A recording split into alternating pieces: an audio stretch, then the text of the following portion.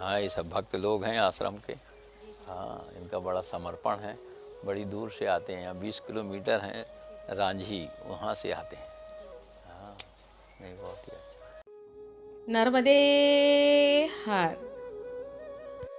कहते हैं माँ नर्मदा के किनारे कमंडल से कमंडल लगे हुए हैं। न जाने कितने सिद्ध साधु संत माँ नर्मदा की तपस्या व साधना में लीन रहते हैं।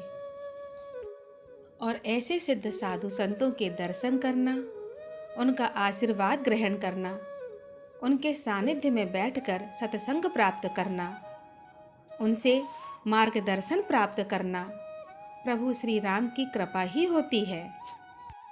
और मैया के किनारे ऐसे ही एक सिद्ध संत हैं हमारे पूजनीय श्री महंत नागा श्यामदास महाराज जी। महाराज जी के सानिध्य में बैठकर सत्संग ग्रहण करना, उनसे ज्ञान व मार्गदर्शन प्राप्त करने का ये दूसरा भाग है। तो कृपया वीडियो पूरा देखें व इसका पहला भाग अवश्य देखें। नर्मदे हर। कि नर्मदा के किनारे भी कमंडल से कमंडल टकराता है। इतने सिद्ध हैं यहाँ पे, इतने संत हैं, तो उनका लेकिन वो उनकी कृपा है जो हम सबको दे रखे हैं कि भजन करने के लिए भूमि। हाँ, नहीं तो हमको भी भूमि प्राप्त नहीं होती। जब इतना है कमंडल से कमंडल टकरा, तो वो उन्होंने वहाँ पे प्रत्यक्ष कर दिया संतों ने गिरनार में। गिरनार बड़ी तपोभूमि है। हाँ, संतों का वहाँ ज़्यादा निवास है। जैसे पहले अयोध्या, काशी, मथुरा, वृंदावन, यहीं संत रहते थे। तो वहाँ पे भी सिद्धों ने अपने अपने अनुसार तप किया, और उसी तप का ही हम लोग जो है पुण्य बटोर रहे हैं आज भी। एक प्रश्न और था, जैसे महाराज जी कहते हैं कि हमारा घर में कोई भी भगवान की प्रतिमा एक होनी चाहिए। जैसे महाराज जी हमारे घर में शिवलिंग है, मार्केट से लेके आते हैं तो उसकी घिसाई वगैरह होती है, तो कई बार हम देखते हैं जैसे कि शिवलिंग में हल्की सी एक दरार दिखती है, तो क्या उसको खंडित माने महाराज जी?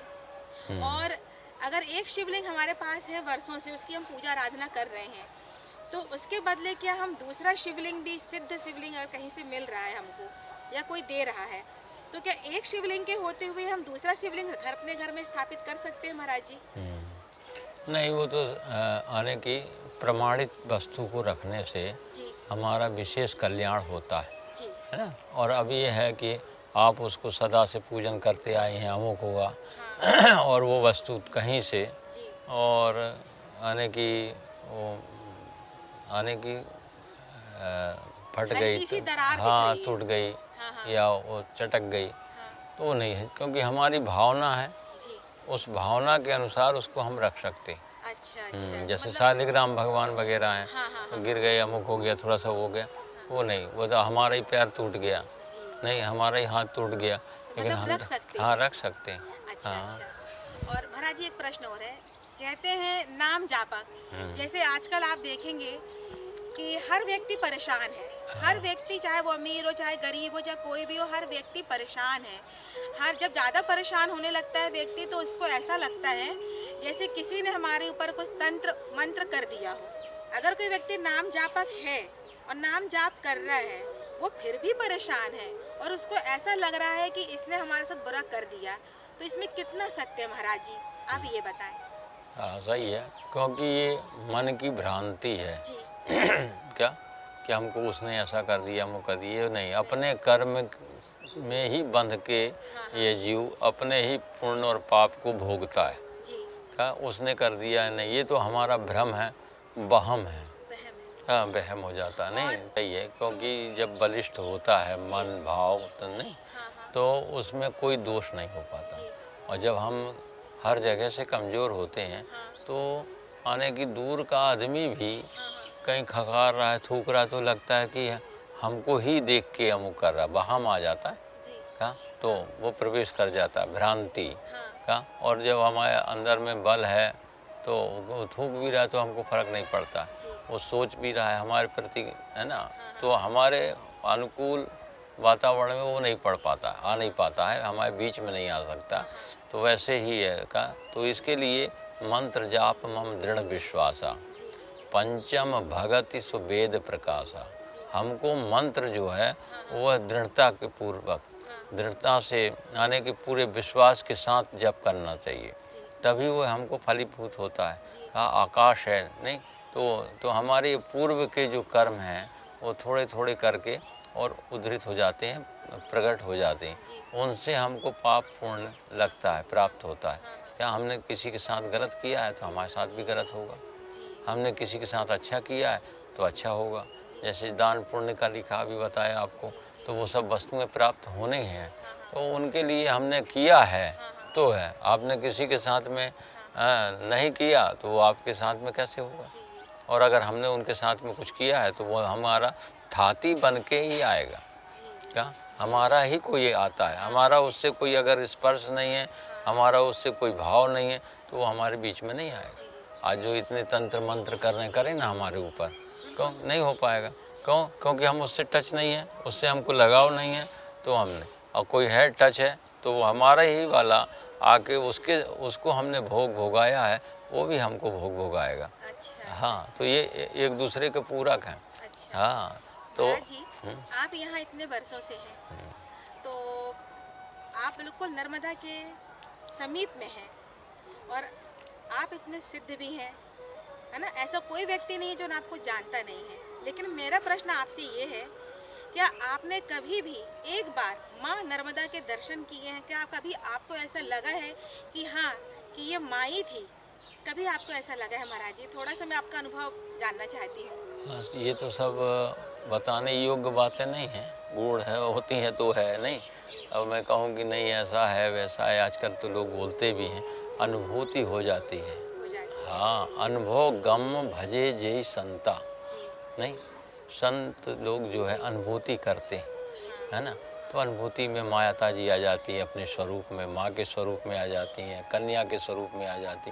जिनका आप बार बार चिंतन करेंगे, मनन करेंगे, वो है आपको दर्शन दे देती हैं। अच्छा। हाँ, अपना ही देखते हैं। अभी आप घर से छोड़ के आए हैं तो आप बैठे यहाँ ज़रूर हैं, लेकिन आपको घर दिख रहा है नहीं कि हमारा ये है कि वो है ये। तो वैसे ही माता जी हैं, जब हम खूब उनका लगाव, उनका चिंतन करेंगे तो माता जी आ जाती है, और जो हम सोचते हैं वो माँ कर देती है। हाँ, और माँ के स्वरूप में ही अभी बह रही हैं। लेकिन वो बह रही हैं तो कोई ऐसा नहीं है कि जल बह रहा है, अपनी अपनी भावनाएं होती हैं, तो हम उनको माँ के स्वरूप में मानते हैं। माँ है। हाँ, तो माँ के स्वरूप में मानेंगे तो उनकी माँ के जैसे सेवा शुश्रूषा, उनके भाव, तो वो हमारे पास में रहती है। यहीं भी कई आ जाते हैं।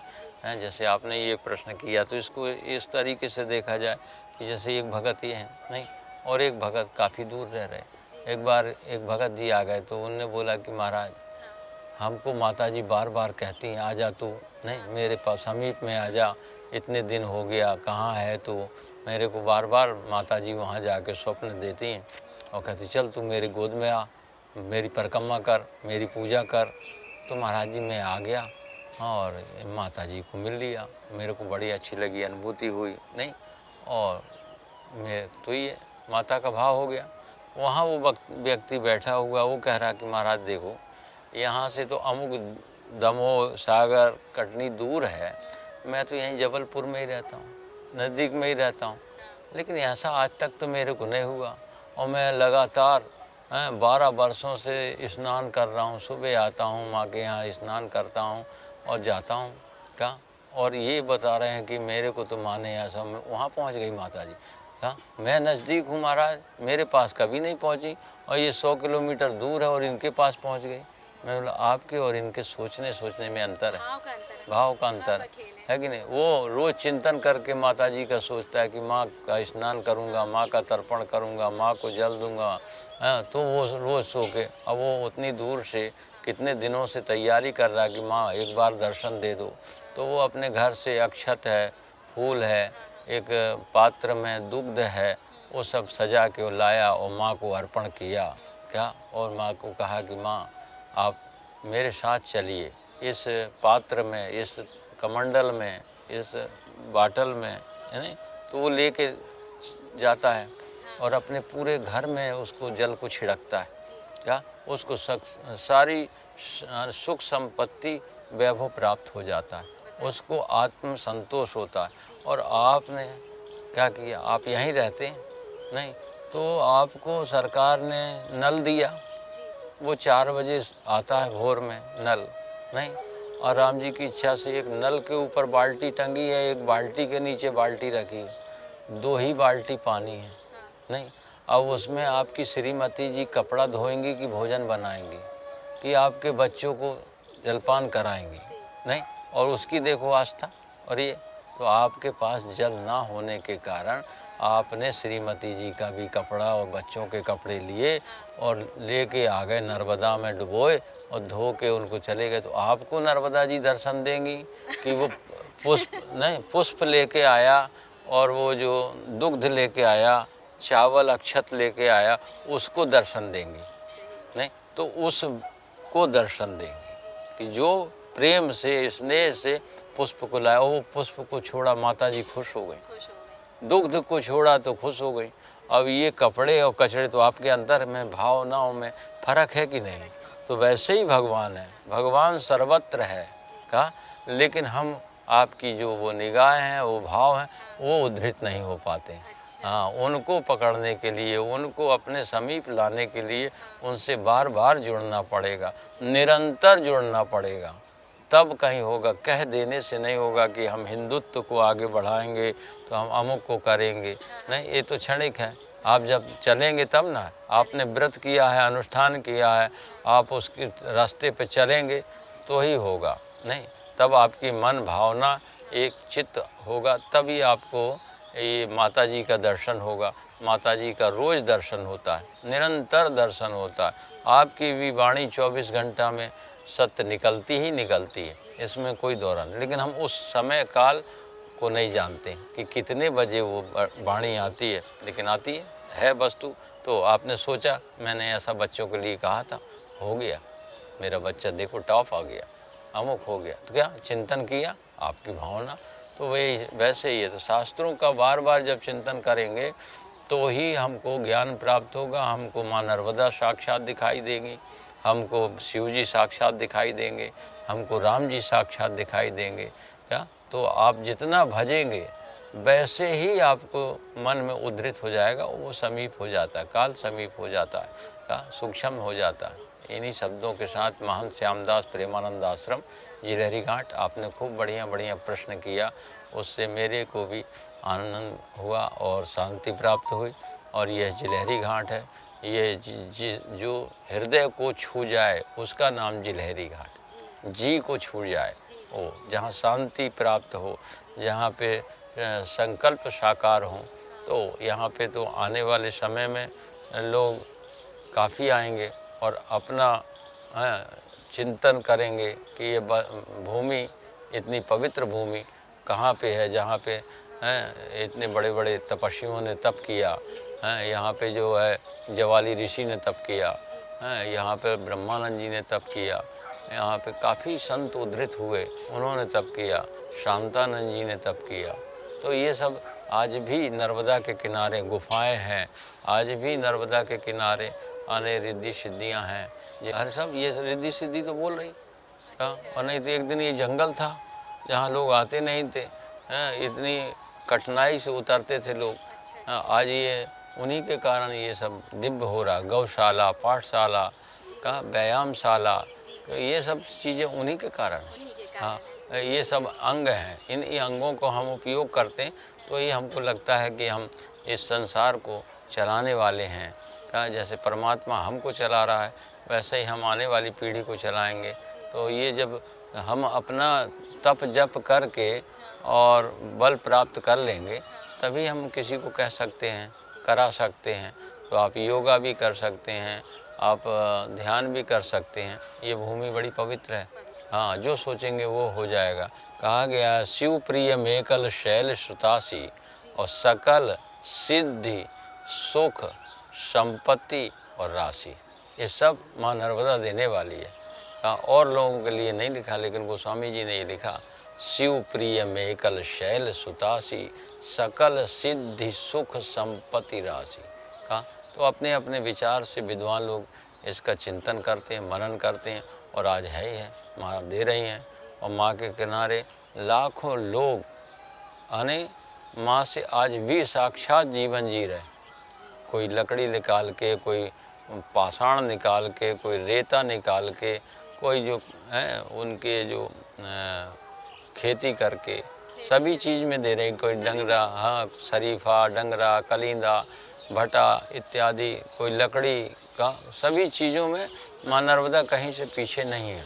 हाँ, तो कोई अपने बालू दे रही है, पाषाण दे रही है, देखा नहीं, कहते हैं नर्मदा का कंकड़ सब शंकर। तो इससे अच्छे बढ़िया बढ़िया पत्थर गंगा जी में प्राप्त होते हैं, लेकिन पूजनीय नहीं है। ये सिद्ध है हाँ, ना? ये सिद्ध है। ये सिद्ध है। हाँ, तो हमको ये मालूम होता है कि हमको साक्षात माँ नर्मदा गोद में बैठाए हुए हैं और प्राप्त हैं। हमको नहीं तो है ही नहीं है, तभी ना इतने सिद्धि। अब जब आप रात में आके बैठेंगे 1 बजे 2 बजे, एक से एक सद्दों के संतों का दर्शन होने लगता है। हाँ, नर्मदा जी में ऐसी खुशबू आएगी, कोई सिद्ध आया जब नहीं, कोई हाँ कोई बढ़िया तेज वाला महात्मा आता है तो सुगंधित बहने लगती है वायु, तो ऐसा लगता कुछ यहाँ पे है। जैसे कोई गंदगी हो जाती है उसका भी सुगंध आता है। तो जब सिद्ध संत लोग जब यहाँ से निकलते हैं तो नर्मदा जी के जो तरंगों से हवा आती है तो वो आकर्षण, वो ठंड, और जो सिद्ध लोग उनका दर्शन करने आते हैं जब वो निकलते हैं तो बढ़िया बढ़िया सुगंध होती है। हाँ, ऐसे न अपन ने कभी देखा न सुना नहीं, वैसी सुगंध आती है। हाँ, तो दिव्य आत्मा जब निकलती है तो उनका दर्शन जब होता है तभी हम लोगों को सब वस्तुएं प्राप्त हो जाती। ऐसे कार्तिक में है कि आकाशीय दीपक जलाने का, गंगा में दीप दान करने का, वैसे ही तो ये तप्त धूप में आने भगवान परमात्मा हमारे जीव की परीक्षा लेता है। अच्छा। हाँ, अब तो वर्तमान में आप लोग अपने बच्चों की परीक्षा लेते हैं। नहीं, लेकिन नहीं, ये वो समय था कि ये आपने आने सत्तू दान किया कि नहीं किया, आपने खड़ाऊ दान किया कि नहीं किया, आपने अन्न दान किया कि नहीं किया, जल दान किया कि नहीं, घट दान किया कि नहीं, वो सब दान इसी वैशाख में प्राप्त होते हैं। तो अच्छे कर्म करने से, सही स्वरूप में और सही समय पे करने से उसका विस्तार होता है। तो हर चीज़ का ये लिखा हुआ है कि हम किस स्वरूप में अगले को दान दें कि अगले को भी लगे, दान देने वाले को भी लगे, दान लेने वाले को भी लगे। ये दान का स्वरूप है। हाँ, तो हम लोगों के यहाँ सबसे बड़ा दान ही है। दान करे कल्याण।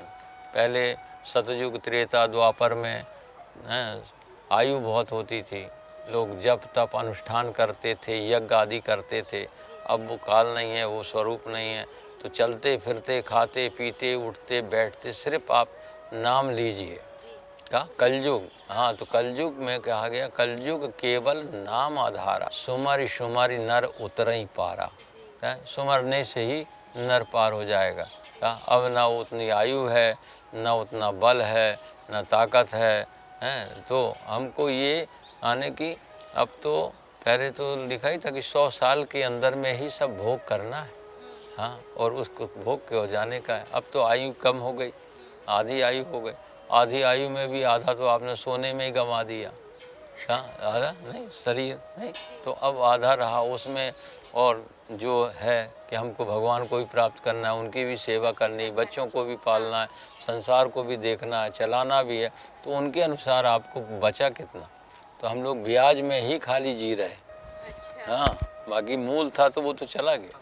तो इस ब्याज में ही हम पैदा करना चाहते हैं, तो उसके लिए आपको निष्ठावान बनना पड़ेगा, आपको त्यागी बनना पड़ेगा और परमार्थी बनना पड़ेगा। परमार्थ से जितना जल्दी प्राप्त होता उतना किसी से नहीं होता। अच्छा। हाँ, इसलिए कहते हैं कि निस्वार्थ भाव सेवा करिए तो आपको प्राप्त होगा। और नहीं तो जैसे ही आपने कोई कार्य लिया नहीं कि पहले आपका स्वार्थ आ जाता है, उसमें दिखने लगता है कि हमारा ये स्वार्थ, तो स्वार्थ नहीं, निस्वार्थ भाव होना चाहिए। आप किसी को जल दे रहे हैं, निस्वार्थ भाव। आप किसी को भोजन दे रहे हैं, उससे नहीं तो लोग कहते हैं ना, अरे महाराज ये कर रहे हैं तो इनका ये मतलब होगा। नहीं, ये भाव है कि हम पूर्ण रूपेण समर्पित हो जाएं भगवान को, और समर्पण के साथ ही हम ये कार्य करें, जिन्हें आने वाली पीढ़ी हमको आने की याद करे। क्या आज जो आप इस चैनल के माध्यम से लोगों को दिखा रहे हैं, बता रहे हैं, इसका बोध होता है कि बहुत ही अच्छी जगह आपने दर्शन कराया। माँ नर्मदा का उद्गम स्थल, माँ नर्मदा का नाभि स्थल, माँ नर्मदा का विलीन स्थल आपने हमको चर्चा में ला के दिखाया का। और जो आने की बुद्धिजीवी लोग हैं वो इस वस्तु को जानते हैं कि हम माँ नर्मदा अमरकंटक से बहुत सूक्ष्म होकर निकली और जाके रत्ना सागर में समाई का, जहाँ रत्नों की खान है, खंभात की खाड़ी, वहाँ पे माँ विलीन हुई। वहाँ पर माँ ने अपने स्वरूप को आने की समाहित किया। आज भी वहाँ पे आने देखते हैं, जब नावड़ी से पार होते हैं लोग तो वहाँ पे ये माँ नर्मदा जी आ रही हैं, यहाँ समुद्र है और वहाँ पे इस साइड का जल पिएंगे तो मीठा लगेगा और इधर का जल पिएंगे तो खारा लगे। तो उन्हीं शब्द ही ब्रह्म है का। तो इस शब्द को विचार के बोलना चाहिए का। शब्द हम क्या बोल रहे हैं, हाँ, उसका प्रभाव क्या पड़ेगा का। अब जानते हैं कि जो शैया पे पड़ा हुआ है वो एक एक सांस के लिए तड़प रहा है, नहीं अतिरिक्त नहीं। क्यों? अतिरिक्त नहीं है तो उसको आए। तो वैसे ही हम आपको आचरण और आचरित तो करना चाहिए कि अतिरिक्त ना हो, चिंतन मनन करना चाहिए। इससे ही अपना जीवन यापन होता है और जितना आप निस्वार्थ रहेंगे उतना ही आपकी भाव और भावनाएं दोनों बढ़ेंगी। जो निस्वार्थ रहता है उसी का ये चक्र वो चलता है, हर जगह व्याप्त हो जाता है। तो आपने खूब आनंद लिया और भगवान की कृपा से माँ नर्मदा अपने स्वरूप के अनुसार आपको भी बढ़ाए। और ये हाँ है ना कि चारों काल में थी माँ नर्मदा, आज भी हैं। त्रेता, द्वापर, कलयुग, सतयुग सब में रहीं, इनका आज भी अस्तित्व है। तभी इनका इतना जल निर्मल है और लोग गाथा गा रहे हैं और लगातार बढ़ते जा रहा है। और जैसे नदियां हैं, गंगा जमुना हैं, उनका कलयुग में पूर्ण तो किसी का होता नहीं है, लेकिन इनका वेग कम होगा।